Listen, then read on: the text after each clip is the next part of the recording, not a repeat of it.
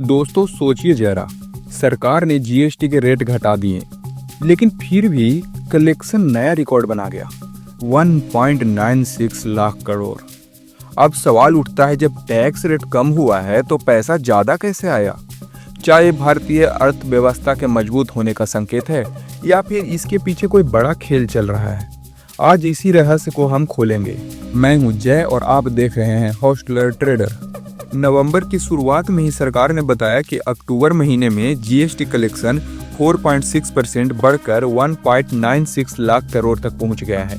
सोचिए, सितंबर में जहां कलेक्शन 1.87 लाख करोड़ था, वहीं अक्टूबर में यह सीधा उछाल मार गया। मतलब टैक्स रेट कम करने के बावजूद सरकार की कमाई बढ़ रही है, यानी खर्च बढ़ा नहीं बल्कि खरीदारी और कंजम्पशन बढ़ी है। अब यहाँ कहानी दिलचस्प हो जाती है। सोचो जरा, जब सरकार ने टैक्स रेट घटाया तो सबको लगा कि कलेक्शन गिरेगा, लेकिन नतीजा क्या आया? 1.96 लाख करोड़ का रिकॉर्ड कलेक्शन।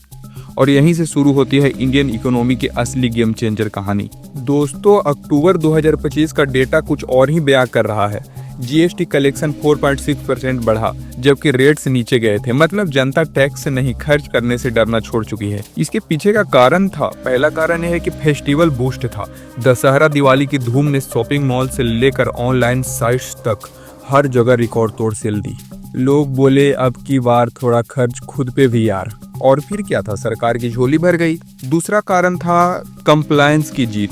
पहले जो कारोबारी टैक्स सिस्टम से बाहर रहते थे, अब जीएसटीएन के एआई बेस्ड सिस्टम ने उन्हें पकड़ लिया।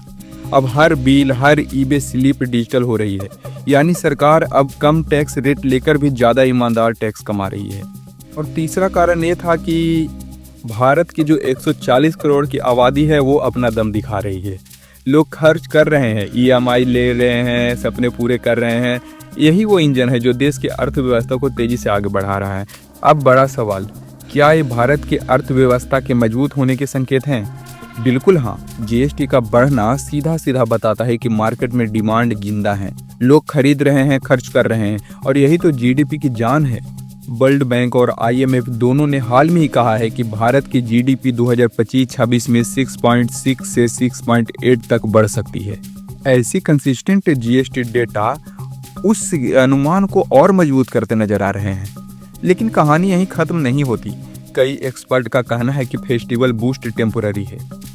अगर अगले 2 महीने में कलेक्शन गिरता है तो यह साफ होगा कि कंजम्पशन वेव सिर्फ सीजनल थी, यानी कि निवेशकों और ट्रेडर्स को ये डाटा देखकर ओवर एक्साइटेड नहीं होना चाहिए। मार्केट में मोमेंटम है, पर वैल्यूएशन ऑलरेडी हाई है। इसीलिए नेक्स्ट फ्यू मंथ में स्टॉक मार्केट थोड़ा साइडवेज जा सकता है। तो दोस्तों, जीएसटी का ये उछाल 2 बातें साफ करता है। भारत की अर्थव्यवस्था अब कंजम्पशन ड्राइवन हो चुकी है और सरकार टेक्नोलॉजी की मदद से रेवेन्यू लीक रोक रही है। लेकिन सवाल ये है, क्या आने वाले महीनों में ये मोमेंटम बना रहेगा? आपका क्या मानना है? क्या जीएसटी कलेक्शन अगले महीने 2 लाख करोड़ पार कर पाएगा? कमेंट में बताइए। और अगर ऐसे ही फाइनेंशियल एनालिसिस पसंद आती है तो वीडियो को लाइक करें और चैनल को कर ले सब्सक्राइब। जल्द मिलते हैं अगले वीडियो में।